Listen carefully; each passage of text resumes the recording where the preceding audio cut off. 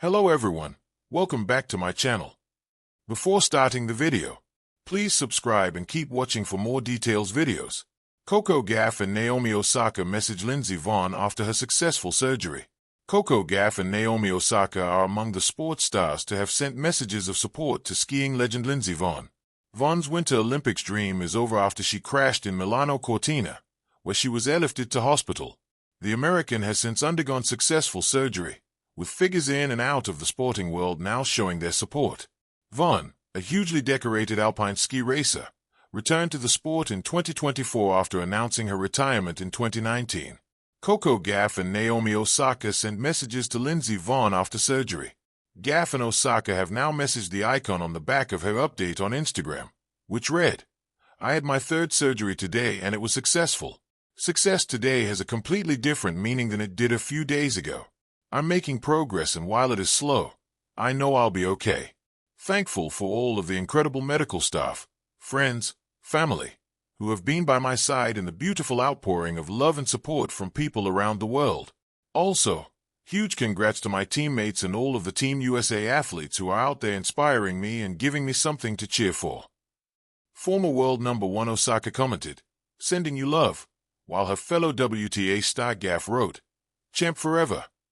Lindsey Vonn receives messages from Carlos Alcaraz and Jannik Sinner. In fact, many other tennis stars have been sending their love to Vonn, including ATP leaders Carlos Alcaraz and Jannik Sinner. Along with tennis legend Rafael Nadal, they sent various emojis, while Francis Tiafoe wrote, "The People's Champ." Footballing royalty has joined the discussion too, with David Beckham writing "Champion" and Bastian Schweinsteiger commenting, "Speedy recovery." The 41-year-old is clearly a hugely popular figure, and will hopefully experience a full and speedy recovery from her unfortunate injury. The debate between the big three of Roger Federer, Novak Djokovic, and Rafael Nadal continues. Federer, Djokovic, and Nadal have dominated men's tennis in the 21st century, sharing a combined 66 Grand Slam titles. As a result, there is often a debate over who is the greatest of all time between the big three. While many believe that Djokovic is the best due to having the most Grand Slam titles of the three, Federer has been picked as the player with the most beautiful game style. Carlos Bernardes responds when asked to name the best player he has seen while umpiring. Carlos Bernardes is a legendary chair umpire, having worked on the ATP Tour for over 30 years until he retired in 2024. After overseeing over 8,000 matches in his career, Bernardes has seen some of the greatest players of all time. However, when appearing on the Tales from Tennis podcast, Bernardes was asked which of these ATP players he enjoyed watching the most. While he praised multiple Grand Slam champions, Bernardes suggested that Federer had the best game style. "For me, I think the most beautiful tennis I saw on court was from Federer," said Bernardes. "But you could see how Djokovic was playing, how Nadal was playing, or how Boris, Becker, Goran, Ivanisevic, or Leighton Hewitt, all those guys, they all always have this. Something happened, the door opened a little bit and boom, they enter and that's it." Later on in the episode, Bernardes recalled a match he umpired between Federer and Andy Roddick, which really showcased the Swiss talent. "They had some points, especially when Federer was playing," added Bernardes. "He used to play unbelievable against Roddick, and I remember once, Roddick was playing unbelievable and suddenly Federer broke and made an unbelievable point and he looked at me. Roddick looked at me like he's going to do it again, because I did many matches between them and it was like, yeah, he's going to do it again. It's amazing. I saw many, many unbelievable points. You cannot imagine." Carlos Bernardes explains why he does not think generations should be compared. There is a big debate at the moment about whether Australian Open champion Carlos Alcaraz could reach the same Grand Slam titles as the big three.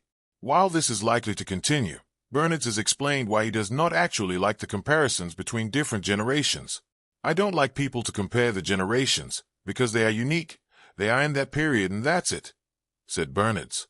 "I remember when we look in the matches with Ivanisevic, Becker, Andre Agassi, Pete Sampras, you see the speed of the ball is different, and then go to Federer, Nadal, Djokovic, it's different again, and now we have Alcaraz and Sinner, it's like table tennis and it's difficult to compare this. But they play so fast, yeah, but the other guys have more techniques. The other guys were serve and volleying.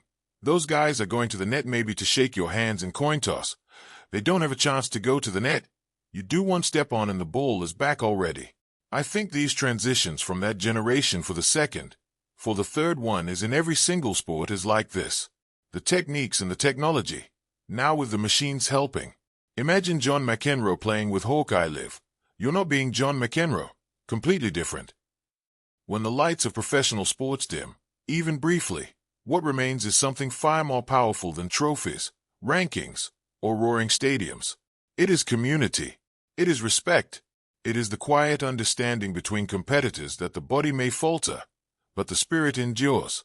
After a successful surgery, Lindsey Vonn lay in a recovery room, her legendary resilience once again being tested, not on the icy slopes she once conquered, but in the stillness of healing. Though retired from professional skiing, Vonn's name still echoes through the mountains, through Olympic history, and through the hearts of athletes who have drawn strength from her journey. Miles away, in the rhythmic world of tennis courts and baseline rallies, two champions paused their own demanding schedules. Coco Gauff and Naomi Osaka, both symbols of a new era in sport, took a moment to reach beyond their own arenas. They had watched Vonn's journey for years. They had seen the crashes, the comebacks, the braces, the tears, and the defiant smiles. They understood. The first message.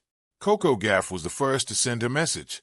Still early in her career, yet already carrying the composure of a veteran, Gauff typed thoughtfully.